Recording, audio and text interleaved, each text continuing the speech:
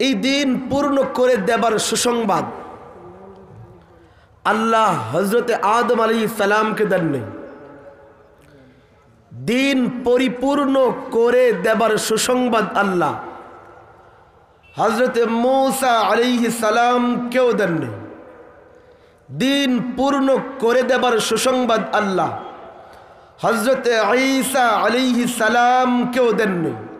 না না, এই সুসংবাদ আল্লাহ হযরত আইয়ুব, হযরত জাকারিয়া, হযরত সুলাইমান, হযরত শীশ, হযরত শুআইব, হযরত লূত, হযরত হানজালা বিন সফওয়ান, হযরত ইউশা বিন নুন, হযরত ইব্রাহিম, হযরত ইসমাঈল, হযরত ইসহাক, হযরত ইয়াকুব, হযরত লুকমান, না না, আদম থেকে ঈসা পর্যন্ত 1,23,999 জন কমবেশ নবী আল্লাহ পাঠিয়েছেন, মুরসালিন আল্লাহ পাঠিয়েছেন, পয়গম্বর আল্লাহ পাঠিয়েছেন। কিন্তু কোন নবীকে আল্লাহ এই সুসংবাদ দেন নাই যে আমি তোমার মাধ্যমে আমি আল্লাহর দ্বীনকে পূর্ণাঙ্গ করে দিয়েছি। কিন্তু আমাদের নবী সবচেয়ে আলা নবী, সবচেয়ে আরফা নবী, সবচেয়ে আহসান নবী, সবচেয়ে আজমাল নবী, সবচেয়ে আতমাম নবী, সবচেয়ে আকমাল নবী, সবচেয়ে আনওয়ার নবী, সবচেয়ে আফজাল নবী, সবচেয়ে আতয়াব নবী, সবচেয়ে উৎকৃষ্টতম নবী, সবচেয়ে শ্রেষ্ঠতম নবী, খাতামুন নবী, আমাদের প্যারা নবী মুহাম্মদুর রাসূলুল্লাহ সাল্লাল্লাহু আলাইহি ওয়াসাল্লামের কাছে আল্লাহ জিবরাইল পাঠিয়ে ওহী নাজিল করে কোরআনের আয়াত বানিয়ে নবীকে জানিয়েছেন, হে নবী মুহাম্মদ, আমি তোমার মাধ্যমে আমি আল্লাহর দ্বীনের বিল্ডিংটা পূর্ণ করে দিয়েছি। এটা বলেন না আলহামদুলিল্লাহ। এটা যেন কি সংবাদ, আমি কারে একটু কম শুনি, কি সংবাদ? এখনো মন খারাপ। সুসংবাদ শুনে তো মন খারাপ করে কেউ আলহামদুলিল্লাহ কয়, বলেন না কি সংবাদ? আচ্ছা, আল্লাহ যদি হায়াতে রাখে, আমি তো 1 ঘন্টা চিল্লাম, আল্লাহ যদি হায়াতে রাখে, তা আমি যদি 1 ঘন্টা চিল্লাইতে পারি, আপনারা মাঝে মাঝে একটু হাঁ হুঁ করতে পারবেন না? বেশি কষ্ট হয়ে যাবে। আচ্ছা, দেখি কতটুকু রাজি আছেন আপনারা আমার সাথে। একটা হাদিস শোনায় নেই আগে। এক হাদিসে আসছে, তাদারুসুল ইলম সাআতাম মিনাল লাইল, তাদারুসুল ইলম সাআতাম মিনাল লাইল খায়রুম মিন ইহয়াইহা। নবীর পবিত্র জবানের ইরশাদ করেছেন, যেই ব্যক্তি রাতের বেলা মাত্র 1 ঘন্টা, কয় ঘন্টা? নবীজি বলেন, যদি মাত্র 1 ঘন্টা দিন শিখে, এর বদলে যদি সে সারা রাত তাসবিহ পড়তো, সারা রাত জিকির করতো, সারা রাত তেলাওয়াত করতো, সারা রাত তাহাজ্জুদ পড়তো, এই সব আমল করে যত সওয়াব পাইতো, 1 ঘন্টা দিন শিখলে এর চেয়েও বেশি সওয়াব পায়। এই ফজিলতটা শুধু আমাদের হুজুরদের দরকার। হ্যাঁ, আজকে নিয়ত করেন যে 1 ঘন্টা দিন শিখবো। বলেন কি শিখবো? এখন মন খারাপ, বলেন না কি শিখবো? দেখি কতটুকু আগ্রহ হয়। আগে 2টা শব্দ মুখস্থ করাই। বলেন তো, বলেন কামেল। এখনো ঠোঁট নড়ে নেই। কামেল। আমার সাথে বললে গুনাহ হবে না নিশ্চিত। তাহলে আরেকটা হাদিস শোনাই। নবীজি বলেছেন, যে ব্যক্তি দিন শিখতে রাস্তায় বেরিয়ে পড়ে, তার পায়ের নিচে আল্লাহর নূরের ফেরেশতা নূরের পাখা বিছায়া দেয়। লাগবে? এটা লাগবে তো? এটাও লাগবে না? তাহলে আরেকটা শোনাই। মা সালাকা তরিকান ইয়ালতামিসু ফীহি ইলমা, মা সালাকা তরিকান ইয়ালতামিসু ফীহি ইলমা সাহালাল্লাহু লাহু বিহি তরিকান ইলাল জান্নাহ। নবীর পবিত্র জবান ইরশাদ করেছেন, যেই ব্যক্তি দিন শিখতে রাস্তায় বের হয়, আল্লাহ ওই ব্যক্তির জন্য জান্নাতের পথ সহজ করে দেন। সুবহানাল্লাহ। অন্তত এটা তো লাগবে। আচ্ছা, আওয়াজ দিতে কষ্ট হলে মাথা তুলেন। সবার লাগবে? মনে হয় না। আসলে লাগবে তো বলেন কামেল। গুনাহ হবে না, গুনাহ হবে না। কামেল। আচ্ছা, এবার তরজমা শিখেন। কামেল মানে পূর্ণাঙ্গ।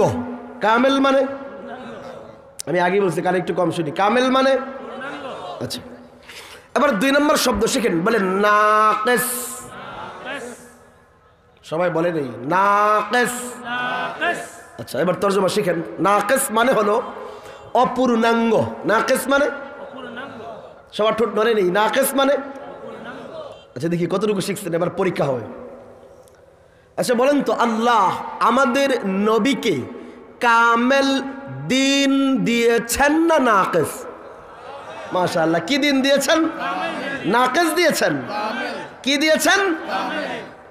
আল্লাহ যেমন আমাদের নবীকে কামেল দিন দিয়েছেন, তেমন আল্লাহ আমাদের নবীকে বানিয়েছেন তো কামেল বানিয়েছেন। কেমন বানিয়েছেন?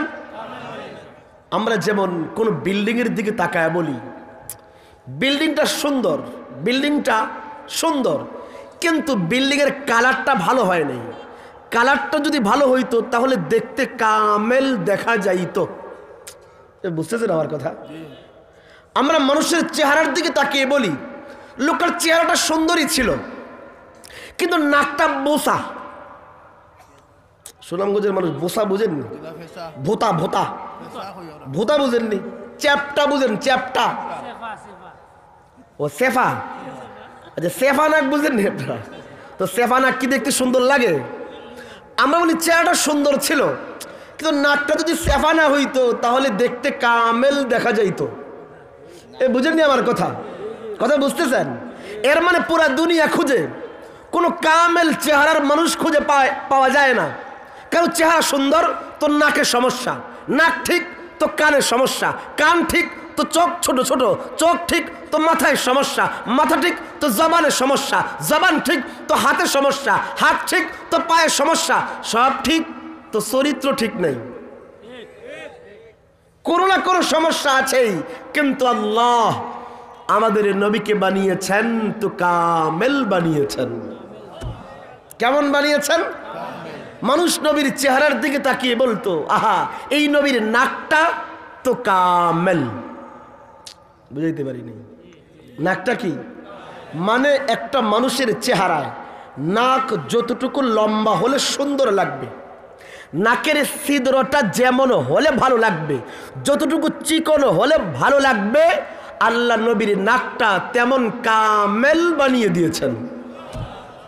এই জন্যই হাসান বিন সাবিত নবীর চেহারার দিকে তাকিয়ে বলেছিলেন, ওয়া আহসানা মিনকা লাম তারাকাতু আইনি ওয়া আজমালা মিনকা লাম তালিদিন নিসাউ খুলিকতা মুবাররাআম মিন কুল্লি আইবিন কাআন্নাকা কদ খুলিকতা মা তাশাউ। হাসান বিন সাবিত বলেন, নবী আপনি এত সুন্দর, আপনি এত সুন্দর, দুনিয়ার কোন চোখ এত সুন্দর কাউকে আজ পর্যন্ত দেখেই নাই। এরপরে বলেন, ওয়াজমালা মিনকা লাম তালিদিন নিসাউ, আরে নবী আপনার মতো এত সুন্দর মানুষ দেখবে কোত্থেকে? কারণ কোন মা এত সুন্দর সন্তান তো জন্মই দেয় নাই। এরপরে বলেন, খুলিকতা মুবাররাআম মিন কুল্লি আইবিন, খুলিকতা মুবাররাআম মিন কুল্লি আইবিন। নবী আল্লাহ আপনারে বানাইছেন, কেমন বানাইছেন? যাবতীয় দোষ ত্রুটি থেকে মুক্ত হিসেবে বানিয়েছেন। আমি তো একটু আগ বেড়ে বলি, নবীর আল্লাহ এমন দোষ ত্রুটি মুক্ত রেখেছেন, এমন দাগ মুক্ত রেখেছেন, এমন ফোঁটা মুক্ত রেখেছেন, এমন ত্রুটি মুক্ত রেখেছেন, নবীর নামের মধ্যেও কোনো ফোঁটা থাকতে দেন নাই। এটা বুঝে নেই? বুঝাই। ফোঁটা, দাগ মানে নোক্তা। নোক্তা চিনেননি আপনারা? জীবনে শোনেন নেই? বায়ের নিচে 1 নোক্তা, টায়ের উপরে 2 নোক্তা, পড়ছেননি কোনোদিন? আলিফ খালি, বায়ের নিচে 1 নোক্তা, পড়ছেন? এর মানে নোক্তা চিনেন তো? নোক্তা মানে একটা দাগ, একটা ফোঁটা। আমার জামায় যখন নোক্তা লাগে তো আমি ব্লিচিং পাউডার লাগাই ওটা ধুয়ে ফেলি। এর মানে নোক্তা একটা ত্রুটির নাম, একটা ফোঁটার নাম। আল্লাহ আল্লাহ ত্রুটিমুক্ত। আলিফ লাম, লাম হা, আলিফ উপরে ত্রুটি নোক্তা নেই, নিচে ত্রুটি নোক্তা নেই, লাম উপরে নোক্তা নেই, লাম নিচেও নোক্তা নেই, হা উপরে নোক্তা নেই, নিচেও নোক্তা নেই।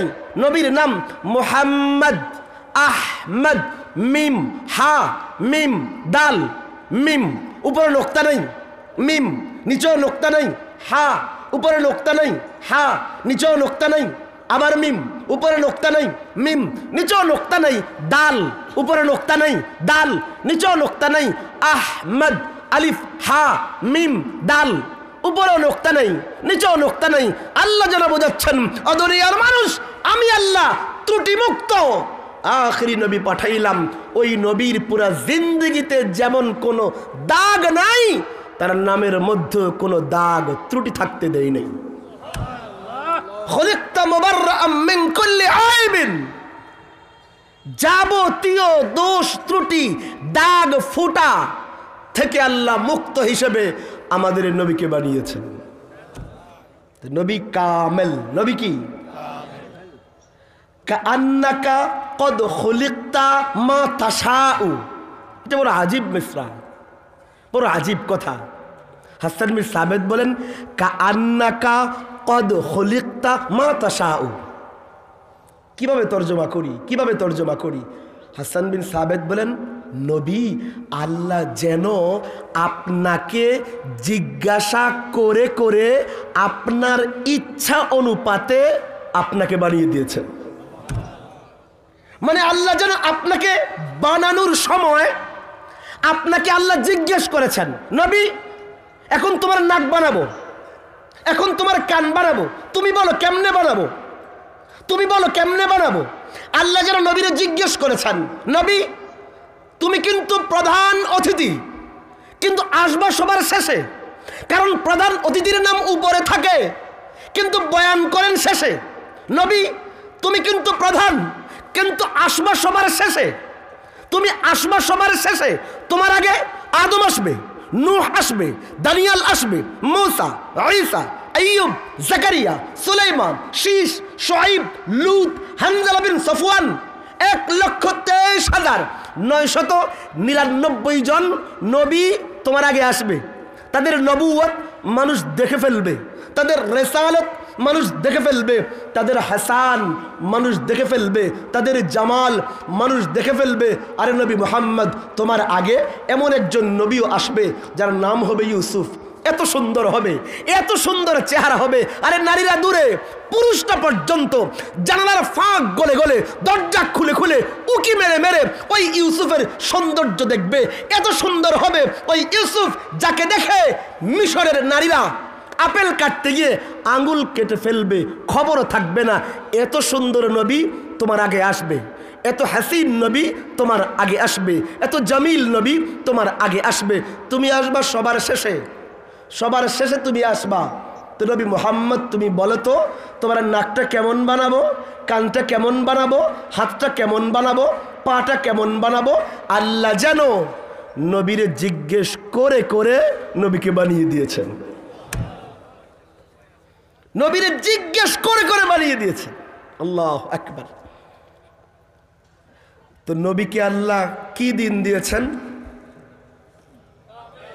হ্যাঁ আমার এতক্ষণে চিল্লানো সব মাটি ভুলে গেছেন সব কি দিন দিয়েছেন আর নবীকে আল্লাহ কেমন বানিয়েছেন আর কন্যা কেমন বানিয়েছেন নবীর নাকটা তো কামেল নবীর চোখ তো কামেল নবীর ঠোঁট তো কামেল নবীর মাথা তো কামেল নবীর হাত তো কামেল নবীর পা তো কামেল নবীর নামাজ তো কামেল নবীর রোজা তো কামেল নবীর হজ তো কামেল নবীর যাকাত তো কামেল নবীর জিহাদ তো কামেল নবীর তাবলীগ তো কামেল নবী বিয়ে করেছেন যেই পদ্ধতিতে করেছেন পদ্ধতি তো কামেল নবী ব্যবসা করেছেন যেই পদ্ধতিতে করেছেন তো কামেল নবী সংসার করেছেন যেভাবে করেছেন তো কামেল নবী রাষ্ট্র চালিয়েছেন যেভাবে চালিয়েছেন পদ্ধতি তো কামেল নবী রাষ্ট্রনায়ক ছিলেন যেই পদ্ধতিতে রাষ্ট্রনায়ক হয়েছেন পদ্ধতি তো কামেল এক কথায় নবীর পুরা জিন্দিগিটাই নবীর পুরা জীবনটাই কারণ এই নবীর আল্লাহ যেই দিন দিয়েছেন ওই দিন কি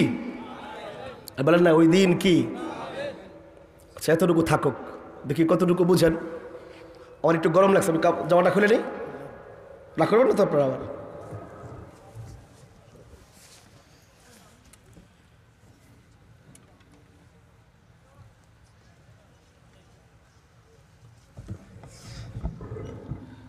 নবীকে আল্লাহ কি দিন দিয়েছেন? হ্যাঁ হ্যাঁ হ্যাঁ। আর নবী কি? নবী কি নাকিস না কামেল? আর বলেন না নবী কি? আচ্ছা একটা ছোট্ট কথা বলি, দেখি কতটুকু বুঝেন। এখানে যদি একটা গ্লাস রাখা হয়, গ্লাস, ওই গ্লাসের মধ্যে আপনি পানি রাখলেন, পানি দিয়া গ্লাসটা পরিপূর্ণ করে ফেলছেন। কথা বুঝতেছেন? বেশি কঠিন কথা বলতেছি না তো? তো যখন গ্লাসটা পরিপূর্ণ হয়ে গেল পানি দিয়া, তো আমরা বলবো এই গ্লাসটা পানিতে কামেল। হ্যাঁ হ্যাঁ হ্যাঁ, বুঝে না কথা? গ্লাসটা পানিতে কি? আচ্ছা মন যদি খারাপ থাকে তো মন খারাপ করি, বলেন পানির গ্লাসটা পানিতে, পানিতে না নাকিস? পানিতে কামেল হয়ে গেছে না? পুরা গ্লাস পানিতে ভরলেন। এবার এক ব্যক্তি আসছে পুরা এক জগ নিয়ে, বলল আমি এই গ্লাসে পানি ঢালুন, পানি ভরবো। তা আমরা কি বলবো? আহাম্মক, তোর চোখ কি কানা হয়ে গেছে? তুই কি তাকিয়ে দেখিস না এই গ্লাসটা পানিতে কামেল? পানিতে যখন কোনো কিছু কামেল হয়ে যায় সেখানে নতুন করে কোনো কিছু প্রবেশ করানো যায় না। বুঝেননি কথা? যখন গ্লাস পানিতে কামেল হয়ে গেছে সেখানে নতুন পানি প্রবেশ করানোর সুযোগ কন্যা সুযোগ। ভালো করে বুঝেন, আমাদের নবী তো কামেল, নবীর দিন তো কামেল। কোন জিনিস কামেল হয়ে গেলে নতুন করে কোনো কিছু প্রবেশ করানো যায় না। পরিষ্কার বোঝা গেল যেহেতু দিন কামেল, নবীও কামেল, তো কিয়ামত পর্যন্ত যেমন নতুন নবীর দরকার নাই তেমন নতুন দিনের কোনো প্রয়োজন নাই। আছে দরকার? দিনও কামেল, নবীও কামেল। তো ঘোড়ার ডিম আরেকজন নবী এসে করবেটা কি? কথা কি বুঝতেছেন? যেহেতু কামেল হয়ে গেলে নতুন কোনো কিছুর প্রয়োজন হয় না। আরো বোঝা গেল ভারতের পাঞ্জাবের গুরুদাসপুরের কাদিয়ান নামক এলাকার মির্জা গোলাম আহমদ কাদিয়ানি নামের যেই কুলাঙ্গার নিজেকে নবী দাবি করেছে, সে ইসলামের নবী নয় বরং এক নম্বরের শয়তান। এক নম্বরের কি? কারণ দিন কামেল, নবীও কামেল। কামেল হয়ে গেলে নতুন কোনো কিছুর প্রয়োজন হয় না। সুতরাং কাদিয়ানি, মির্জা গোলাম আহমদ কাদিয়ানি নবী না শয়তান? নবী হতে পারে, একটু বলবো, বেশি বলবো না। মির্জা গোলাম আহমদ কাদিয়ানির উম্মতিরা ইদানিংকালে আমাদের দেশে ব্যাপক আকারে তাদের কার্যক্রম বিস্তৃত করেছে। এই এক বছরে ওদের ইউটিউবের একাধিক চ্যানেল তারা ক্রিয়েট করেছে এবং একাধিক ওয়েবসাইট তারা পরিচালনা করতেছে বাংলা ভাষায়, যেখানে তাদের ধর্মের, এই নতুন ধর্মের বিভিন্ন অপব্যাখ্যা তারা সেখানে ভিডিও আকারে, লেকচার আকারে, বক্তৃতা আকারে প্রকাশ করতেছে। এখন তো ইন্টারনেটের যুগ হয়ে গেছে, মোবাইলের যুগ। এখন তো কথা বলতেও ভয় লাগে। আমাগো থেকে এক একজন বড় বড় আল্লামা আমাদের সামনে বসে থাকে, ঠিক না? আমরা 20 বছর 25 বছর দূরে পড়লাম, 15-20 বছর দূরে পড়াই, তবুও আমরা কিছুই জানি না। হেতারা 2টা বাংলা বই পড়ে বড় বড় আল্লামা। আর এরকম লোক আছে কি নাই? নাই নাই। আচ্ছা আপনাদের এলাকায় নাই, আমি আমার নরসিংদীর কথা বলতেছি। আমাদের নরসিংদীর মাধবদী 5 জনাতে এরকম অনেক বড় বড় পণ্ডিত আছে। হেতারা মনে করে বাংলা বুখারি পড়ে বড় বড় আল্লামা। এরকম লোক আছে কি নাই? আর আমরা ঘাস কাটি, ঠিক না? এদের বক্তব্য হলো হুজুরের কাছে যাওয়া দরকার নেই। যাবো কেন? আমার কাছে বাংলা বই আছে না, বাংলা বুখারি আছে না। একটা মোটা কথা বলি, মোটা কথা, যদি বাংলা বই পড়লে শুধুমাত্র ভাষা জেনে অনুবাদ পড়লে দিন বোঝা যাইতো, তাহলে আমাদের নবীকে নবী হিসেবে পাঠানোর কোনো দরকার অন্তত আরবের জন্য ছিল না। ছিল রে ভাই? কোরআন শরীফ বাইতুল্লাহর ছাদে নাজিল করে দিতেন, সাহাবায়ে কেরাম বা উম্মতরা পড়তেন, বাস দিন পালন করতেন। বই পড়লেই যেহেতু পারা যায়, তো নবীরে পাঠাইলেন কেন? নবীরে আল্লাহ কোরআনের শিক্ষক শিক্ষক রূপে দুনিয়াতে পাঠিয়েছেন। শুধু বই পড়লে শেখা যায় না, আরো তো এক ধাপ এগিয়ে আমাদের সমাজে আরো কিছু মূর্খগুলো বলে, কয় আমি নিজে নিজে আলিফ বা তা সা পড়েছি, সুতরাং আমি হুজুরদের থেকেও বড় হুজুর। হ্যাঁ হ্যাঁ হ্যাঁ, এরকম লোক আছে কি নেই? নাই। হুজুররা মাদ্রাসা গিয়া মায়ের মুড়ি খাইয়া আলিফ বা তাসা শিখছে, আর হেতে নিজে নিজে আলিফ বা তাসা পড়ে আল্লামা। আর এরকম লোক আছে কি নাই? আমি কি আফ্রিকার জঙ্গলের কাহিনী বলতেছি নাকি নাকি কঙ্গু দেশের কাহিনী বলতেছি? মরক্কোর কাহিনী না তো, এটা আমাকে সোনার বাংলাদেশের কাহিনী বলতেছি। হেতে নিজে নিজে পড়ে আল্লামা। একা একা পড়লে দিন শেখা যায়। আমরা পরিষ্কার বলি, যদি একা একা দিন শেখা যাই তো নবীকে আল্লাহ শিক্ষক রূপে দুনিয়াতে পাঠানোর কোনো দরকার ছিল না। দিন শিখতে হয় উস্তাদের মাধ্যমে। এই জন্য আমি কোরআনের আয়াত বলি, ওয়ায়ুযিল্লু বিহি কাসীরা, ইউযিল্লু বিহি কাসীরা ওয়া ইয়াহদি বিহি কাসীরা। আল্লাহ বলেন এই কোরআন পড়ে, যদি কোরআন না হয় আমি জিম্মাদার, আমি জিম্মাদার। আল্লাহ বলেন ইউযিল্লু বিহি কাসীরা, আল্লাহ বলেন এই কোরআন পড়ে, কোরআন পড়ে কাসীরা অনেক মানুষ পথভ্রষ্ট গুমরা হয়ে যায়। কি পড়ে? কি পড়ে? আরে কোরআন পড়ে। আমার কথা না, কোরআনের কথা। ইউযিল্লু বিহি কাসীরা, অনেক মানুষ, একজন দুইজন না, কাসীরা। কি পড়ে গুমরা হয়? কোরআন পড়ে গুমরা হয়। এরপরে আল্লাহ বলেন ওয়ায়াহদি বিহি কাসীরা, আবার অনেক মানুষ এই কোরআন পড়েই হেদায়েত পেয়ে জান্নাতি হয়ে যায়। ভালো করে বুঝেন, কোরআন পড়ে মানুষ গুমরা হয়, গুমরা পথভ্রষ্ট হয়, জাহান্নামী হয়। আবার এই কোরআন পড়েই জান্নাতি হয়, কোরআন পড়েই হেদায়েত পায়। প্রশ্ন হলো, কে কোরআন পড়ে হেদায়েত পায় আর কে কোরআন পড়ে জাহান্নামী হয়? আল্লাহ বলেন ওয়ামা ইউযিল্লু বিহি ইল্লাল ফাসিকিন, কোরআন পড়ে একমাত্র ফাসিকরাই পথভ্রষ্ট জাহান্নামী হয়। প্রশ্ন হলো, হোয়াট ইজ ফাসিক? ফাসিক হে কোন? ফাসিক কে? মুফাসসিরিন কেরাম লিখেছেন, আগে ফাসিকের ডেফিনেশন বুঝেন। ফাসিক কাকে বলা হয়?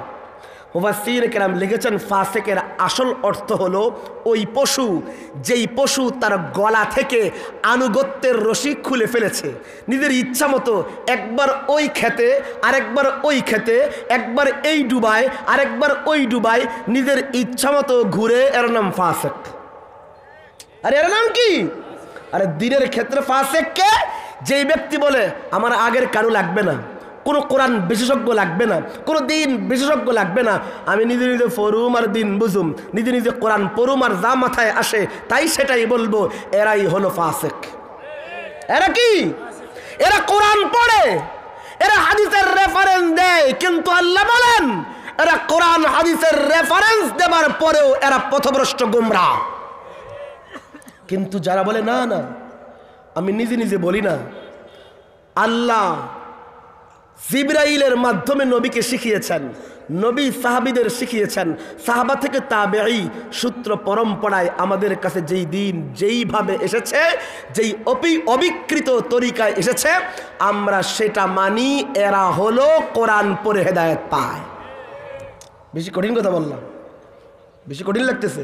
যেমন আমাদের মাদ্রাসাগুলোতে আমরা দাবি করতে পারি, আমরা যা কথা বলি, দিনের পক্ষে যেগুলো বলি এগুলো যথার্থ নবীর কাছ থেকে পাওয়া, কারণ আমাদের সূত্র আছে। আমরা লাইন ছাড়া না, ছন্ন ছাড়া না, আমাদের উস্তাদ আছে। যেমন আমি হাদিস পড়েছি, দিন শিখেছি। আমার উস্তাদ শেখুল হাদিস কাজী মুতাসিম বিল্লাহ রহমতুল্লাহ আলাইহি, তার উস্তাদ ছিলেন শেখুল ইসলাম হুসাইন আহমদ মাদানী রহমতুল্লাহ আলাইহি, তার উস্তাদ ছিলেন শেখুল হিন্দ মাহমুদ হাসান দেওবন্দি রহমতুল্লাহ আলাইহি, তার উস্তাদ ছিলেন শেখ কাসেম নানুতবি রহমতুল্লাহ আলাইহি এবং রশিদ আহমদ গঙ্গুহি রহমতুল্লাহ আলাইহি। তাদের উভয়ের উস্তাদ ছিলেন শেখ আব্দুল গনি মুজাদ্দিদি রহমতুল্লাহ আলাইহি, তার উস্তাদ ছিলেন শেখ ইসহাক দেহলভি রহমতুল্লাহ আলাইহি, তার উস্তাদ ছিলেন শেখ আব্দুল আজিজ মুহাদ্দিসে দেহলভী রহমতুল্লাহ আলাইহি। তার উস্তাদ ছিলেন শাহ ওলিউল্লাহ মুহাদ্দিসে দেহলভী রহমতুল্লাহ আলাইহি। তার উস্তাদ ছিলেন শেখ আবু তাহের মদনী রহমতুল্লাহ আলাইহি। তার উস্তাদ ছিলেন শেখ ইব্রাহিম আল কুরদি রহমতুল্লাহ আলাইহি। তার উস্তাদ ছিলেন শেখ আহমদ আল কুশাশি রহমতুল্লাহ আলাইহি। তার উস্তাদ ছিলেন শেখ আহমদ নবী রহমতুল্লাহ আলাইহি। তার উস্তাদ ছিলেন শেখ শিহাবুদ্দিন আর রমালি রহমতুল্লাহ আলাইহি। তার উস্তাদ ছিলেন শেখ জৈনুদ্দিন জাকারিয়া আল আনসারি রহমতুল্লাহ আলাইহি। তার উস্তাদ ছিলেন শেখ আহমদ ইবনে হাজার আসকালানি রহমতুল্লাহ আলাইহি। তার উস্তাদ ছিলেন শেখ ইব্রাহিম আত-তানুখি রহমতুল্লাহ আলাইহি। তার উস্তাদ ছিলেন শেখ আবুল আব্বাস আদ-দিমাশকি রহমতুল্লাহ আলাইহি। তার উস্তাদ ছিলেন শেখ সিরাজুল হুসাইন আজ-জুবাইদি রহমতুল্লাহ আলাইহি। তার উস্তাদ ছিলেন শেখ আব্দুল আউয়াল as-সিজ্জি রহমতুল্লাহ আলাইহি। তার উস্তাদ ছিলেন শেখ আব্দুর রহমান আদ-দাউদি রহমতুল্লাহ আলাইহি। তার উস্তাদ ছিলেন শেখ আব্দুল্লাহ আস-সরখসি রহমতুল্লাহ আলাইহি। তার উস্তাদ ছিলেন শেখ মুহাম্মদ বিন ইউসুফ আল-ফিরাব্বি রহমতুল্লাহ আলাইহি। তার উস্তাদ ছিলেন মুহাম্মদ বিন ইসমাঈল আল-বুখারী রহমতুল্লাহ আলাইহি। তার উস্তাদ ছিলেন মক্কি বিন ইব্রাহিম রহমতুল্লাহ আলাইহি। তার উস্তাদ ছিলেন নু'মান বিন সাবিত ইমাম আবু হানিফা রহমতুল্লাহ আলাইহি। তার উস্তাদ ছিলেন শেখ হাম্মাদ রহমতুল্লাহ আলাইহি। তার উস্তাদ ছিলেন ইব্রাহিম নখী রহমতুল্লাহ আলাইহি। তার উস্তাদ ছিলেন শেখ আলকামা রহমতুল্লাহ আলাইহি। তার উস্তাদ ছিলেন আব্দুল্লাহ বিন মাসউদ রাদিয়াল্লাহু তাআলা আনহু। আর তার উস্তাদ ছিল মুহাম্মদুর রাসূলুল্লাহ সাল্লাল্লাহু আলাইহি ওয়াসাল্লাম। আমাদের নবী জিবরাইলের মাধ্যমে নবীর উস্তাদ হলেন স্বয়ং আল্লাহ রাব্বুল আলামিন। তাহলে আমাদের মাদ্রাসাগুলোতে যেই দিন শেখানো হয়, এই দিন যে আল্লাহর কাছ থেকে এসেছে, আমরা বুক টান করে এই দাবি করতে পারি। আমরা মাঝখান থেকে লেজ কাটা না, আসমান থেকে লাফ দিয়ে পড়ি নাই। কিন্তু যারা বলে না না, বাংলা বই আছে না হুজুর, বাংলা বুখারী আছে না হুজুর, যাবো কেন হুজুরের কাছে? এরাই হলো ফাসিক। এরা কি? এরা কোরআন পড়ে, কোরআনের রেফারেন্স দেয়, হাদিসের এবারত পড়ে। আল্লাহ বলেন ওয়ায়ুদিল্লু বিহি কাসীরা। এরা কোরআন পড়েও পথভ্রষ্ট গোমরা হয়ে যায়। এরা কোরআন পড়ে কি হয়? তো মন খারাপ করি বলেন না, কোরআন পড়ে কি হয়? আচ্ছা, বলতেছিলাম তো কাদিয়ানির কথা বলতেছিলাম, একটু বলি, অল্প একটু বলি। কাদিয়ানিরা যেহেতু এখন অপপ্রচার করতেছে, কিছু মোটা মোটা জিনিস আমাদের মুখস্থ রাখা দরকার। কাদিয়ানিরা আপনাকে বলবে যে আচ্ছা ভাই, তুমি কালিমা পড়ো, আমিও কালিমা পড়ি, তো তুমি কালিমা পড়ে মুসলমান, আমি কালিমা পড়ে কেন কাফের? বুঝেন? আপনি চলে যান ঢাকার বকশীবাজারে, কাদিয়ানির বড় মসজিদ আহমদিয়া জামে মসজিদ, দেখবেন দেওয়ালে দেওয়ালে লেখা লা ইলাহা ইল্লাল্লাহ মুহাম্মাদুর রাসূলুল্লাহ। আপনি চলে যান পঞ্চগড়ের আহমদনগর, মূল জেলা শহরের পাশে বিশাল এলাকা কাদিয়ানীদের, পুরোটা দেওয়াল দিয়ে আটকানো, দেওয়ালে দেওয়ালে লেখা লা ইলাহা ইল্লাল্লাহ মুহাম্মাদুর রাসূলুল্লাহ। আপনি চলে যান কিশোরগঞ্জের গালিমগাজীতে কাদিয়ানী মসজিদ, পরিষ্কার লেখা লা ইলাহা ইল্লাল্লাহ মুহাম্মাদুর রাসূলুল্লাহ। আপনি চলে যান নারায়ণগঞ্জের চাষারায় কাদিয়ানী মসজিদ, পরিষ্কার শব্দে লেখা লা ইলাহা ইল্লাল্লাহ মুহাম্মাদুর রাসূলুল্লাহ। আপনি চলে যান রাঙামাটিতে, সেখানে কাদিয়ানী মসজিদ, পরিষ্কার শব্দে লেখা লা ইলাহা ইল্লাল্লাহ মুহাম্মাদুর রাসূলুল্লাহ। এখন প্রশ্ন হলো, এই কালিমা আমি পড়লে মুসলমান, এই কালিমা আপনি পড়লে মুসলমান। আমাদের বিশ্বাস, আমাদের আকীদা, একজন জঘন্য কাফের, কট্টর কাফের, চরমপন্থী কাফের যদি ঈমানের সাথে আখিরাতের সওয়াব পাবার আশায় যদি কোনো ব্যক্তি এই কালিমাটা ঈমানের সাথে পড়ে, ওই ব্যক্তিও মুসলমান, ওই ব্যক্তিও ঈমানদার, ওই ব্যক্তিও জান্নাতি। কিন্তু আমরা বলি মির্জা গোলাম আহমদ কাদিয়ানীরা যারা নবী মানে, এরা কালিমা পড়লেও কাফের। মির্জা গোলাম আহমদ কাদিয়ানীকে যারা নবী মানে, এরা টুপি পরলেও কাফের, পাগড়ি মাথায় দিলেও কাফের। কাদিয়ানীর উম্মতি দাড়ি রাখলেও কাফের, কাদিয়ানীর উম্মতি হজ করলেও কাফের, কাদিয়ানির উম্মতি যাকাত দিলেও কাফের। আরে রাখেন রাখেন, কোন কাদিয়ানির উম্মতি যদি প্রত্যেক দিন জমজম কূপের পানি দিয়া ওযু করে আর বাইতুল্লাহর ভিতরে ঢুকে সেজদা দিতে দিতে কপালের চামড়া ছিলে গিয়া ভিতরের গোশত বের হয়ে ভিতরের হাড্ডিটাও চূর্ণ বিচূর্ণ হয়ে যায়, তবু যেই কুলাঙ্গার মির্জা গোলাম আহমদ কাদিয়ানীকে নবী মানে সে কাফের, কাফের জাহান্নামী। প্রশ্ন হলো, এই কালিমা আমি পড়লে মুসলমান, এই কালিমা আপনি পড়লে মুসলমান, কিন্তু কাদিয়ানীরাও এই কালিমা পড়ে তারপরও তাদেরকে কাফের বলি কেন? বেশি কঠিন প্রশ্ন করলাম? বিসিএস এর প্রশ্ন হয়ে গেছে, বেশি কঠিন লাগতেছে? এখন তো ওটু পাস করে ফেলবেন, তো টেনশন করার কিছু নাই। তো পরীক্ষা লেখেন আর না লেখেন কি ওটু পাস, আপনাদেরকে আমি ওটু পাস করা দিই। বুঝলেন আমার কথা? বেশি কঠিন লাগতেছে? প্রশ্ন বুঝছেন? উত্তর দেওয়া দরকার নেই, উত্তর দেওয়া সারাই ওটু পাস। কথা বুঝেন আমার? প্রশ্ন বুঝছেন? কি প্রশ্ন? কালিমা আমি পড়লে মুসলমান, আপনি পড়লেও কি? তো কাদিয়ানীরা পড়ার পরেও কাফের কেন? প্রশ্ন বুঝছেন?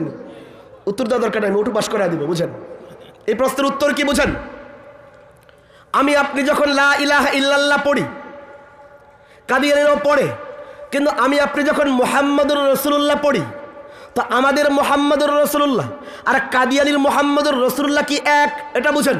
কাদিয়ানীর হাতে লেখা বই আয়নায়ে কামালাতে ইসলাম, কাদিয়ানীর সমস্ত তাসনিফাতগুলোকে একত্রিত করে পাকিস্তানের কাদিয়ানীরা রাবুয়া থেকে প্রকাশ করেছে 23 খণ্ডে। প্রতিটা খণ্ড আমার কাছে আছে, আমি আন্দাজে বকওয়াজ করার মানুষ না। খণ্ড নাম্বার 18, পৃষ্ঠা নাম্বার 207, খণ্ড নাম্বার 18, পৃষ্ঠা নাম্বার 207। গ্রন্থের নাম রুহানি খাজায়েন, কাদিয়ানীর নিজের লেখা। কাদিয়ানীর কোন মন খারাপ করি বলেন না, কাদিয়ানীর নিজের লেখা। কাদিয়ানী লিখতেছে, মুহাম্মাদুর রাসূলুল্লাহ ওয়াল্লাযীনা মাআহু আশিদ্দাউ আলাল কুফার, इस वही इलाही में मेरा नाम मोहम्मद रखा गया और रसूल भी। और आस्ते बोलें नाउजुबिल्लाह। अच्छा, এতক্ষণ আন্দাজে বলছেন, আলেমরা বুঝছেন, আপনারা বুঝেন নাই। কাদিয়ানী কি লিখছে? কাদিয়ানী লিখেছে কোরআনের সূরা ফাতাহ এর সর্বশেষ আয়াত মুহাম্মাদুর রাসূলুল্লাহ, এটা বলে আল্লাহ কাদিয়ানীর নাম রাখছে মুহাম্মাদুর রাসূলুল্লাহ। এবার একটু আসতে বলেন নাউজুবিল্লাহ। আরে সিল্লা বলেন না নাউজুবিল্লাহ। কাদিয়ানী কি বলল? কাদিয়ানী লিখছে আল্লাহ নাকি কোরআনে কাদিয়ানীর নাম রাখছেন মুহাম্মাদুর রাসূলুল্লাহ। এ বুঝেননি আমার কথা? বুঝেন বুঝেন। কাদিয়ানী কি লিখলো? তার নাম নাকি আল্লাহ কি রাখছেন? মুহাম্মাদুর রাসূলুল্লাহ। বুঝেন বুঝেন, মাথা ঠান্ডা করে বুঝেন। এখন আমি আপনিও কালিমা পড়ি মুহাম্মাদুর রাসূলুল্লাহ, কাদিয়ানীরাও কালিমা পড়ে মুহাম্মাদুর রাসূলুল্লাহ।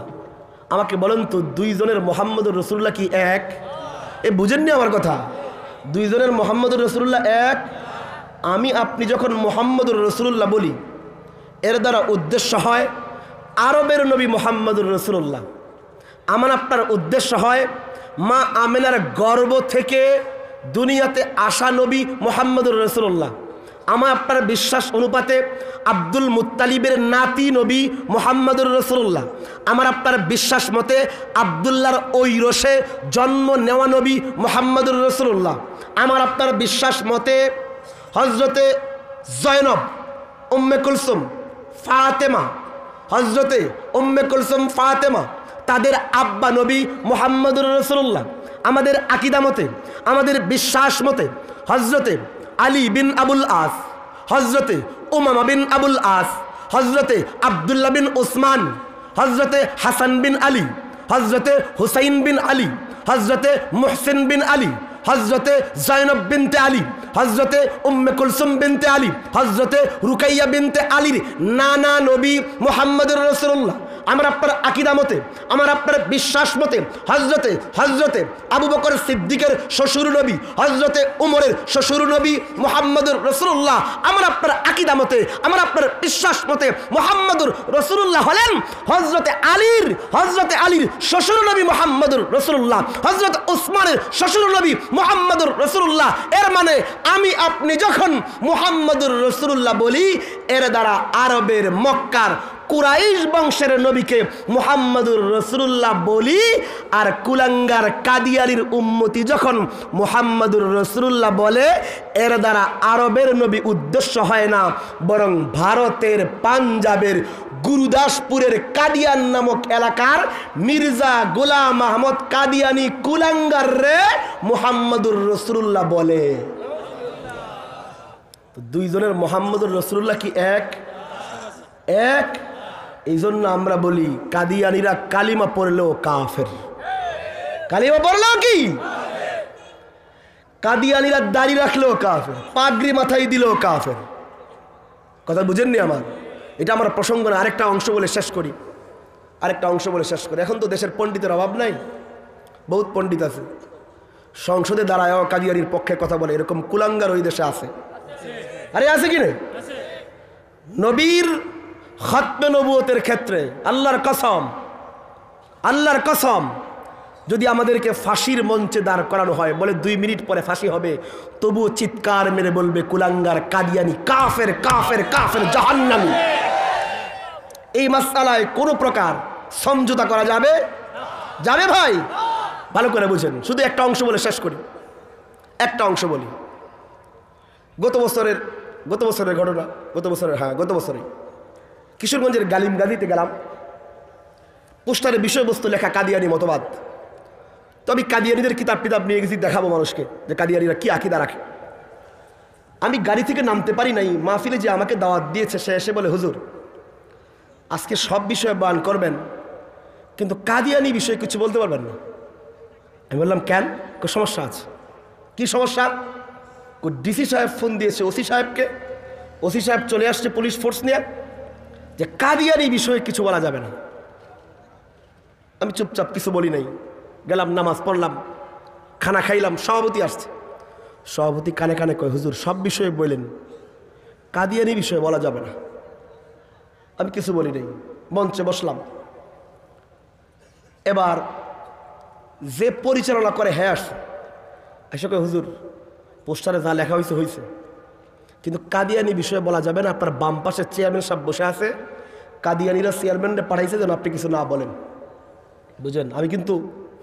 আমি কিন্তু পাকিস্তানের কথা বলতেছি না, ইন্ডিয়ার কথা বলতেছি না, আমারই সোনার বাংলাদেশের গল্প বলতেছি। রেকর্ড হচ্ছে, ছড়ানো হবে, মিথ্যা বললে দেশেই ধরা খাবো। ভালো করে বুঝেন, গত বছরের ঘটনা। তো আমি বসলাম, আমি দিলে চিন্তা করে নিলাম যে আজকে যদি নবীর শানে কথা না বলি, কুলাঙ্গার কাদিয়ানির বিরুদ্ধে কথা না বলি, তাহলে এই মাহফিল করা, বয়ান করার, এটা করার না করা সমান। আল্লাহর কাছে জবাব দিতে হবে।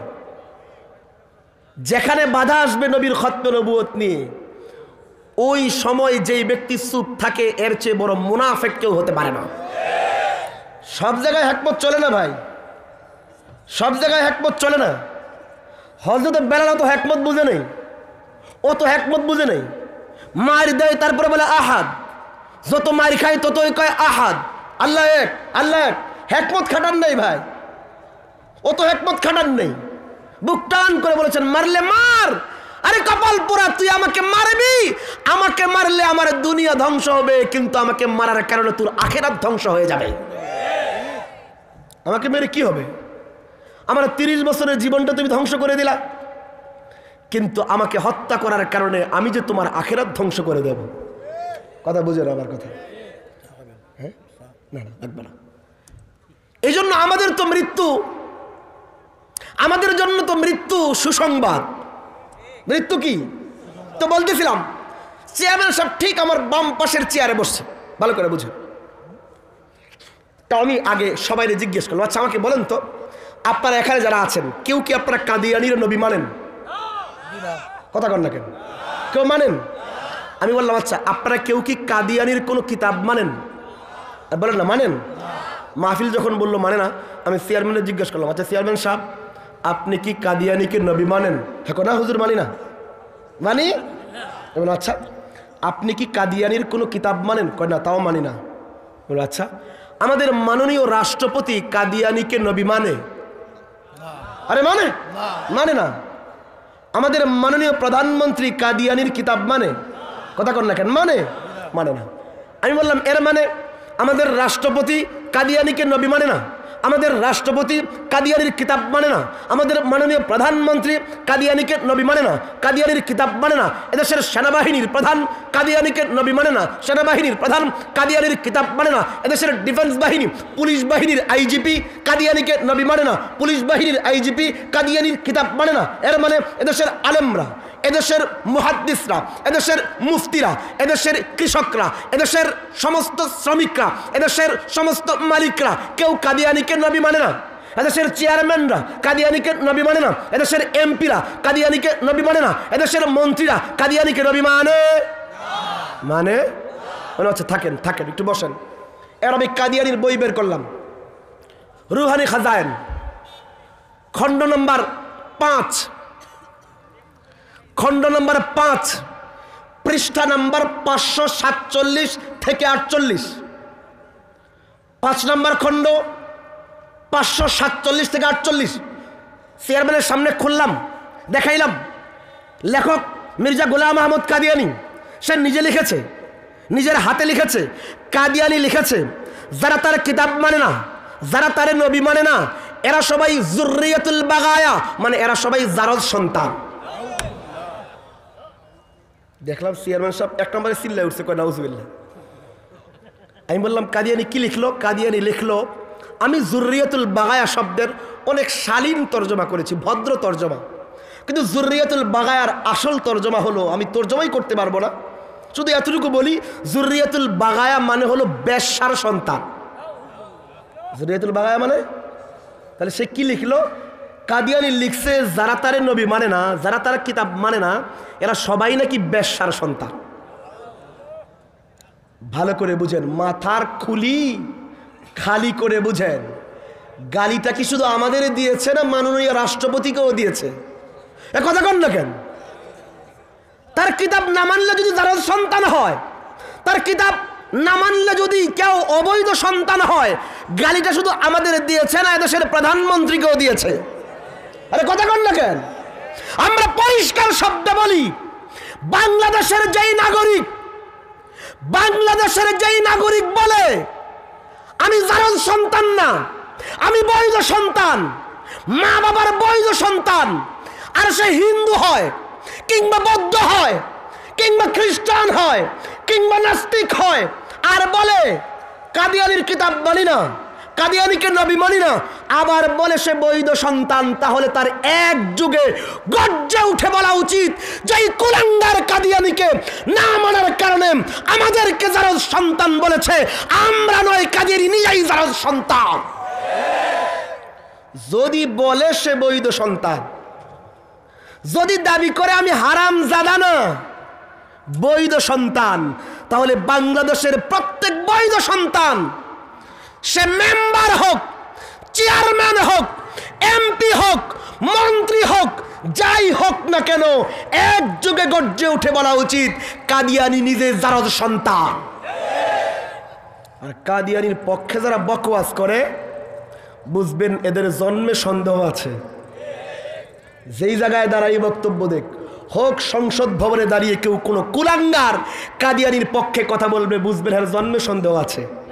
জন্মে কি আছে? ভালো করে বুঝেন, আমি আমার মূল বিষয়ের দিকে ফিরে যাচ্ছি। দিন কি? বলে গেছে দিন কি? নবী কি? মনে আছে তো? মনে আছে তো? দিন ও কামেল, নবী ও কামেল, ওই কামেল দিন কি? কিছু নবী ও কামেল, দিন ও কাইল হয়ে গেছেন আপনারা। নবী ও কামেল, দিন ও কাইল হয়ে গেছেন মনে হয়। নবী ও কামেল, দিন ও, তো ওই কামেল দিন যখন নবীর কাছে আসছে, আপনাদের এই জগন্নাথপুর এলাকায়, কথার কথা, একটা ট্রাক আসছে ভরপুর, আপনারা গিয়ে দেখলেন ট্রাকে বুঝাই করা মালগুলো সব কামেল। মালগুলো সব কি? বেশি কঠিন কথা বলতেছি না তো? মালগুলো সব কি? আচ্ছা আমাকে বলেন তো, এই কামেল মালগুলোকে যদি এখানে ফেলে রাখেন তাহলে থাকবে না নষ্ট হয়ে যাবে? আরে ভাই মন খারাপ করি বলেন না, কি হয়ে যাবে? থাকবে না নষ্ট হয়ে যাবে? তো এবার আমাদের 2 নম্বর একটা কাজ করতে হবে। সেই কাজটা হলো এই কামেল মালগুলোকে একটা ভালো জায়গায় রাখতে হবে। বুঝেননি আমার কথা? ভালো জায়গায় কি করতে হবে? রাখতে হবে। এখন প্রশ্ন হলো, নবীর মাধ্যমে দিন তো কামেল হয়েছে, কিন্তু এই কামেল দিনটাকে সর্বপ্রথম কারা জায়গা দিয়েছেন, কারা আশ্রয় দিয়েছেন, কারা রেখেছেন ভালো জায়গায়? নবীর উপরে কামেল হওয়া দিনটা সর্বপ্রথম জামাতে সাহাবায়ে কেরামের জামাত আশ্রয় দিয়েছেন। কারা আশ্রয় দিয়েছেন বলেন না? কারা আশ্রয় দিয়েছেন? মক্কার মুশরিকরা কামেল দিনকে ধাক্কা দিয়ে বের করে দিতে চেয়েছে, কিন্তু আবু বকর, ওমর, ওসমানরা, হযরতে বেলালে হাবশিরা নিজের সিনাটা উজাড় করে দিয়ে ওই কামেল দিনকে সর্বপ্রথম আশ্রয় দিয়েছেন। বলেন না কারা আশ্রয় দিয়েছেন? এই কামেল দিনকে আশ্রয় দিতে গিয়ে সাহাবায়ে কেরাম সর্বোচ্চ কুরবানি দিয়েছেন। বদর প্রান্তরে 14 জন সাহাবী নিজের শরীর থেকে গলা আলাদা হতে দিয়ে এই কামেল দিনকে আশ্রয় দিয়েছেন। উহুদের প্রান্তরে 70 জন সাহাবী নিজের স্ত্রীকে বিধবা হতে দিয়ে এই দিনকে আশ্রয় দিয়েছেন। খন্দক প্রান্তরে 13 জন সাহাবী নিজের সন্তান এতিম হতে দিয়ে কামেল দিনকে আশ্রয় দিয়েছেন। হুনাইন প্রান্তরে 19 জন সাহাবী নিজের শরীর থেকে তাজা খুন এই জমিনে ঢেলে দিয়ে এই কামেল দিনকে আশ্রয় দিয়েছেন। বনে লেহয়ানে 67 জন সাহাবী নিজের সন্তান এতিম হতে দিয়ে এই দিনে কামেলকে আশ্রয় দিয়েছেন। নবীর জীবদ্দশায় 256 জন সাহাবী নিজের পরিবার ছেড়ে দিয়ে, নিজের সমাজ ছেড়ে দিয়ে, নিজের রাষ্ট্র ছেড়ে দিয়ে, নিজের বিত্ত বৈভব, ঐশ্বর্য, ক্ষমতা, পদবী সব কিছু উৎসর্গ করে দিয়ে নবীর উপরে কামেল দিনকে এই সাহাবায়ে কেরাম প্রথম আশ্রয় দিয়েছেন। বলেন না কারা আশ্রয় দিয়েছেন? আমরা আমরা আমরা বলেন না কারা আশ্রয় দিয়েছেন? নম্বর 2, সাহাবায়ে কেরাম এই কামেল দিনকে আশ্রয় দিয়া ঘরে বসেছিলেন। কাহিল হয়ে গেছিল আপনার? কাহিল তো আমি হয়ে গেছি। কামেল দিনকে সাহাবীরা আশ্রয় দিয়া ঘরে বসেছিলেন। ভাই আমার মূল আলোচ্য বিষয়ের দিকে মাত্র আমি যাইতেছি। কামেল দিনকে আশ্রয় দিয়া সাহাবীরা ঘরে বসেছিলেন না এই বুকে নিয়ে পৃথিবীর মানচিত্রের কোনায় কোনায় ছড়িয়ে পড়েছেন? সাহাবীরা কি করেছেন? দ্বীনের তাবলীগে ছড়িয়ে পড়েছেন। এই জন্য এক একজন সাহাবীর কবর এখন চীনের প্রাচীরের পাশে পাওয়া যায়। কোন কোন সাহাবীর কবর ইস্তাম্বুল শহরে পাওয়া যায়। কোন কোন সাহাবীর কবর আফ্রিকার জঙ্গলে পাওয়া যায়। কোন কোন সাহাবীর কবর ফিনল্যান্ডের দ্বীপে পাওয়া যায়। কারণ সাহাবীরা কামেল দিনটা বুকে নিয়ে ঘরে বসেছিলেন। কন্যা ঘরে বসেছিলেন, এই বুকে নিয়ে পৃথিবীর কোনায় কোনায় ছড়িয়ে পড়েছেন। তাহলে 2টা কাজ হলো। কাম নাম্বার 1, নবীর মাধ্যমে দিন পূর্ণাঙ্গ হলো। নবীর মাধ্যমে দিনটা কি হলো? সাহাবায়ে কেরামের মাধ্যমে ওই দিনটা জায়গা পেয়ে ছড়িয়ে পড়লো। বেশি কঠিন লাগতেছে মনে হয়? আমার কোনো দোষটা আমি আগেই বলছিলাম যেগুলো বুঝবে না কেউ। সাহাবায়ে কেরামে দিনকে জায়গা দিয়ে দিনকে ছড়িয়ে দিয়েছেন। বলেন না জায়গা দিয়ে কি করেছেন? জায়গা দিয়ে কি করেছেন? আচ্ছা যদি এতটুকু বুঝেন তাহলে দেখি একটু পরীক্ষা করি। ওটু পাস করা দিব, সমস্যা নেই। একটু পরীক্ষা করি দেখি, ওটু পাস হবেন, সমস্যা নেই। আচ্ছা আমাকে বলেন তো, সাহাবায়ে কেরাম যখন নবীর কাছ থেকে কামেল দিন নিলেন, পূর্ণাঙ্গ দিন নিলেন, যাবার সময় যখন সাহাবীরা ছড়াইতে শুরু করলেন পৃথিবীর কোনায় কোনায়, সাহাবীরা যাবার সময় নবীর কাছ থেকে অজুর ফরজগুলো নেন নাই? হ্যাঁ হ্যাঁ হ্যাঁ নিছেন তো। অজুর সুন্নত, অজুর মুস্তাহাব, অজু ভঙ্গের কারণ, আর কন্যা নামাজের ওয়াজিব, নামাজের মুস্তাহাব, নামাজ ভঙ্গের কারণ। এর মানে কি বুঝলাম? সাহাবায়ে কেরাম নবীর কাছ থেকে পুরা দিনটা জন্ম থেকে নিয়ে মৃত্যু পর্যন্তের যাবতীয় মাসআলাগুলো নিজের এই সিনায় নিয়ে পৃথিবীর কোনায় কোনায় ছড়িয়ে পড়েছেন। পৃথিবীর কোনায় কোনায় ছড়িয়ে।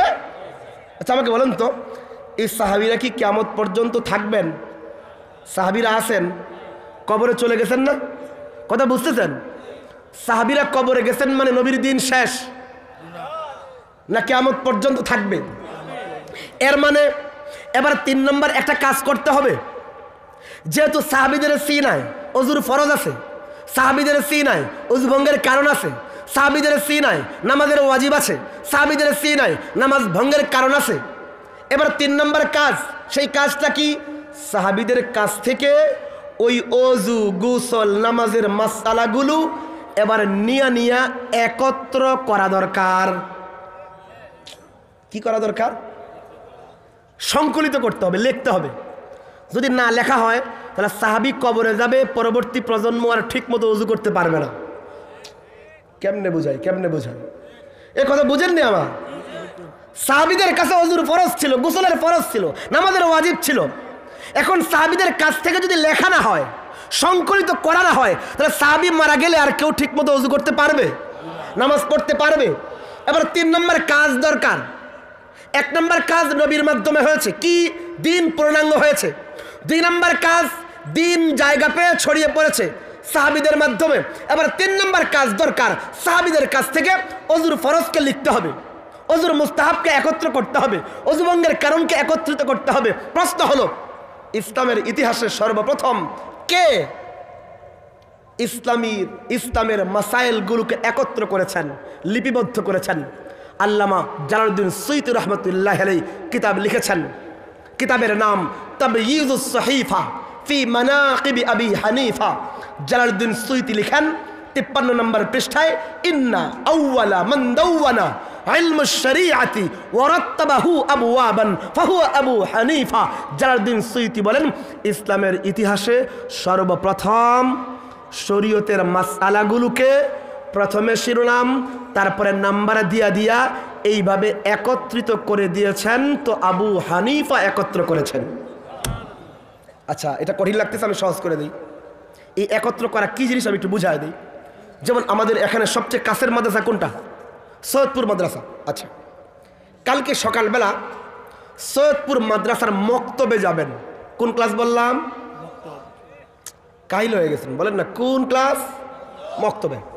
মক্তবে গিয়ে একটু কান পাতবেন, কান পেতে শুনবেন একটা ছোট্ট 8-10 বছরের নাবালেগ বাচ্চা মক্তবের ছাত্র দাঁড়ায় বলে, ওযুর ফরজ 4টি। জীবনও শোনেননি? কি বলে? ওযুর ফরজ। এর মানে প্রথমে সে শিরোনাম বলেছে। প্রথমে কি বলেছে? শিরোনাম। ওযুর ফরজ 4টি বলল। বলার পরে বলতে থাকে, 1 নম্বর সমস্ত মুখ ধৌত করা, 2 নম্বর উভয় হাতের কনুই সহ ধৌত করা, 3 নম্বর মাথার 4 ভাগের 1 ভাগ মাসা করা, উভয় পায়ের টাকনু সহ ধোয়া। আরে বলে কি বলে না? আচ্ছা আমাকে বলেন তো, এই ওযুর 4টা ফরজ না জানলে আপনি ঠিক মতো ওযু করতে পারবেন? এর মানে ওযুর 4 ফরজ আমারও জানতে হবে, আপনারও জানতে হবে, আলেমেরও জানতে হবে, যারা গায়রে আলেম তাদেরও জানতে হবে। হবে কি হবে না? এখন আমি যদি আপনাকে এই বাংলা কোরআন শরীফ, এটা তো বাংলা নাই, শুধু আরবি, যেই পণ্ডিতরা করে বলে, আমি হুজুরের কাছে যাবো কেন? কোরআন শরীফের বাংলা অনুবাদ আছে, বুখারী, মুসলিম, আবু দাউদ, নাসাই, তিরমিজি, ইবনে মাজাহ, এখন এমনকি সুনানে দারামি, সুনানে দারাকুতনি ইত্যাদি হাদিসের কিতাবের বাংলা অনুবাদ পাওয়া যায়। আরে যায় কি যায় না? তো পণ্ডিত আপনাকে বলবে, আরে কোরআন শরীফের বাংলা অনুবাদ আছে, হাদিসেরও বাংলা অনুবাদ আছে, এরপরেও আমি হুজুরের কাছে যামু কেন? হ্যাঁ, জীবনে শোনেন না এরকম কথা? কি বলে? কোরআনের অনুবাদ পাওয়া যায়, হাদিসেরও অনুবাদ পাওয়া যায়, এরপরেও আমি মাযহাব মানুম কেন? শোনেন নাই?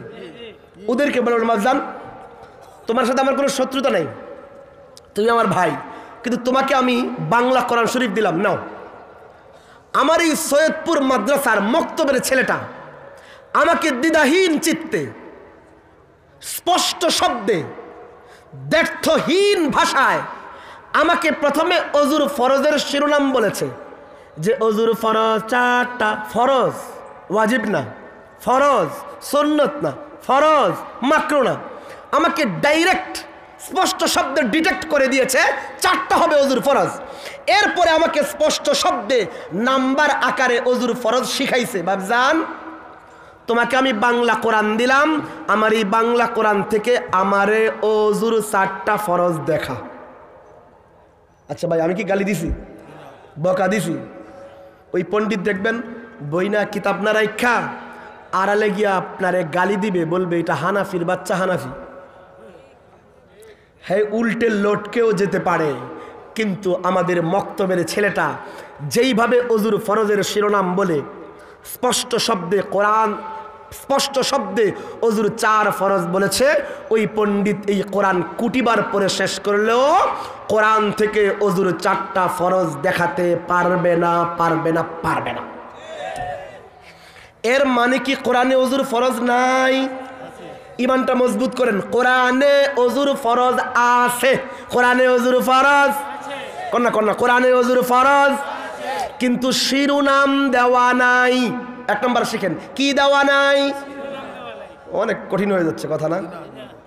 কি দেওয়া নাই? না, আমি শেষ করে দিই। হ্যাঁ, কি দেওয়া নাই? গুনাহ হবে না, গুনাহ হবে। আগে নিয়ত করছেন যে সওয়াব হবে, কি নিয়ত করলে? দিন শিখার। বলেন না, কি দেওয়া নাই? নাম্বার 2, ফরজ লেখা নাই, ওয়াজিব লেখা নাই, মুস্তাহাব লেখা নাই, মাকরুহ তাহরিমি তানজিহি লেখা নাই। বুঝেন? এর মানে 1 নম্বর তো কোরআনের শিরোনাম নাই, নাম্বার 2 হুকুমও বলা নাই, হুকুমও বলা নাই। হ্যাঁ, আমি 5 মিনিটের মধ্যে শেষ করছি, 10টা। নাম্বার 3, নাম্বার দেওয়া নাই। কি দেওয়া নাই? আরে ভাই শেষ করতেছি, 5 মিনিট, 5 মিনিট আর 5 মিনিট জ্বালাবো। হুকুমও লেখা নাই, শিরোনামও দেওয়া নাই, নাম্বারও দেওয়া, কিন্তু অজুর 4টা ফরজ কোরআনে আছে। ইদা কুমতুম ইলা সলাতি ফাগসিলু ওয়ুজুহাকুম ওয়া আইদিয়াকুম ইলাল মারাফিকি ওয়ামসাহু বিরুউসিকুম ওয়া আরজুলাকুম ইলাল কাবাইন। এই আয়াতের মাঝে আল্লাহ অজুর 4টা ফরজ বলে দিয়েছেন, কিন্তু শিরোনাম দেন নেই, নাম্বারও দেন নেই, ফরজে লেখেন নেই। এখন আমাকে বলেন তো, পৃথিবীর অধিকাংশ মানুষ কি কোরআন শরীফ শুদ্ধ করে পড়তে পারে? মন খারাপ করি বলেন, পারে? যারাও কিছু পড়তে পারে এরা তর্জমা বুঝে? কথা কন না কেন? যারাও কিছু তর্জমা বাংলা দেখে শিখছে এরা কি কোরআনের তাফসীর পারে? যারাও কিছু তাফসীর পারে এর আরবির ফাসাহাত বুঝে না, বালাগাত বুঝে না, আরবির অলংকার শাস্ত্র বুঝে না। এর মানে যারা বুঝে না এদের কারু জান্নাতে যাওয়ার কোনো দরকার নেই। হ্যাঁ, উপায় আছে, উপায় আছে। এর মানে আমারও জান্নাতে যেতে হবে, আপনারও যেতে হবে। তো জান্নাতে যেতে হলে তো নামাজ পড়তে হবে, নামাজ পড়তে গেলে অজু করতে হবে, অজু করতে গেলে আমার অজুর ফরজ জানতে হবে। আরে বলেন না, জানতে হবে কি হবে না? এখন কোরআনের মাঝে ফরজ লেখা নাই, কেমনে আমি বুঝুম? তো এরকম আমাদের মতো সাধারণ মানুষদের জন্য মাযহাবের ইমামরা কোরআন ঘেটে ঘেটে প্রথমে শিরোনাম অজুর ফরজ কয়টা, এরপরে নাম্বার দিয়া প্রথমে শিরোনাম নামাজ ভঙ্গের কারণ কয়টা, এরপরে নাম্বার দিয়া নামাজের ওয়াজিব কয়টা, প্রথমে শিরোনাম এরপরে নাম্বার দিয়া এইভাবে জন্ম থেকে মৃত্যু পর্যন্তের সব মাসআলাগুলো মাযহাবের ইমামরা একত্রিত করে দিয়েছেন। কি করে দিয়েছেন? অনেক জঘন্য কাজ করছেন না? হ্যাঁ, মাহফিল করে করে, ইউটিউবে লেকচার আপলোড করে করে, ফেসবুকে বড় বড় স্ট্যাটাস দিয়ে মাযহাবের ইমামদের 14 গোষ্ঠী তুলে গালি দেওয়া দরকার না দোয়া করা দরকার? আমার কথা কি বুঝেননি আপনারা? তারা কি করেছেন? কোরআনে যেই মাসআলা আছে শিরোনাম দেওয়া ছিল না, কোরআনে যেই মাসআলা আছে নাম্বার দেওয়া ছিল না, হাদিসে যেই মাসআলা আছে হুকুম বলা ছিল না, ওই মাসআলাগুলো বের করে করে একত্রিত করে দিয়েছেন। আরে বলেন না কি করে দিয়েছেন? আচ্ছা আমি শেষ করে দিই, এদিক তাকায় থাকে। হুজুর এসে গেছেন না? তাহলে আমরা এতক্ষণ ধরে লম্বা কথায় কি শিখলাম? হুজুর চলে আসছেন, আমি শেষ করে দিচ্ছি, আমার কথাটা শেষ করি। নবীর মাধ্যমে দিন পূর্ণ হলো, সাহাবীদের মাধ্যমে ওই দিন জায়গা পেয়ে ছড়িয়ে পড়লো, ইমাম আবু হানিফার মাধ্যমে ওই দিনটা একত্রিত হলো। বলেন কি হলো? আমি নাম বলে শেষ করতেছি। নবীর মাধ্যমে দিন কামেল হয়েছে, এর মানে তাকমিলে দিন হয়েছে। সাহাবায়ে কেরাম জামাতে সাহাবার মাধ্যমে ওই দিনটা জায়গা পেয়ে ছড়িয়ে পড়েছে। ইমাম আবু হানিফার মাধ্যমে তাদবিনে দিন তথা ওই দিনটা সংকলিত হয়েছে।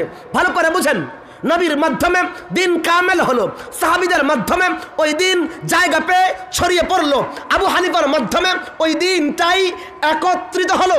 এর মানে এই তিনটাই দিনের কাজ। তাকমিলে দিন তো দিনের কাজ, তামকিনে দিন তো দিনের কাজ, তাদবিনে দিন তো দিনের কাজ। এর মানে নবী দিনের কাজ করেছেন, সাহাবীরা দিনের কাজ করেছেন, আবু হানিফা দিনের কাজ করেছেন। আর দিনের কাজের যারা বিরোধিতা করে এরা দিনের দুশমন। পরিষ্কার বোঝা গেল, যারা তাকমিলে দিনওয়ালা নবীর দুশমন তারা দিনের দুশমন, যারা তামকিনে দিনওয়ালা জামাতে সাহাবীদের দুশমন তারাও দিনের দুশমন, যারা তাদবিনে দিনওয়ালা ইমাম আবু হানিফার দুশমন এরাও দিনের দুশমন। আল্লাহ রাব্বুল আমিন আমাদের দ্বীনের দুশমন হওয়া থেকে আমাদের ঈমান এবং আমালকে হেফাজত করুন। আমিন আমিন। ওয়া আখিরু দাওয়ানা আলহামদুলিল্লাহি রাব্বিল আলামিন। আসসালামু আলাইকুম ওয়া রাহমাতুল্লাহ।